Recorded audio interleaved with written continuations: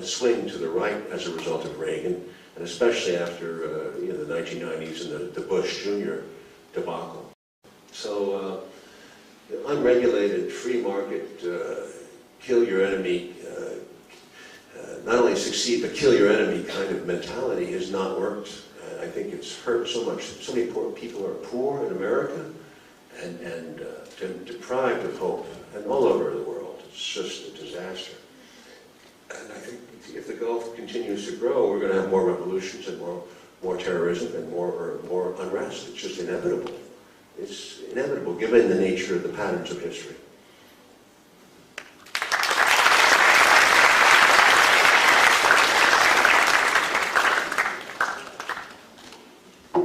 Yes, sir. Oh, thank you. You have me off the stage. Mr. Stone, thank you for your enlightening speech concerning discipline and life. Mr. Stone emphasized that living is a dangerous sport. However, as we live as human beings, we make mistakes that we can learn on later on.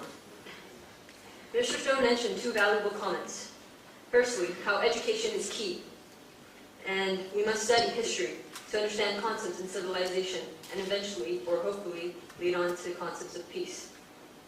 Secondly, what I felt it was a life lesson is the act of kindness.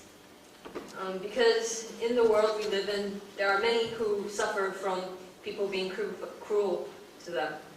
And those kind people who treat us kindly are those who we will remember. Moreover, this can relate to our lives, and how that there are many out there in the world who suffer, and we can help them by being kind. I personally felt that his insightful speech allowed me to think of who we are as high school students or as human beings, and how experiences, no matter negative or positive, can change us. I think that Mr. Stone has made it very clear to us today that we must learn to understand where we have come from, and how societies and civilizations were developed over these past years. So on behalf of the NIST community, we would like to thank you, Mr. Stone, for coming in and spending your time with us.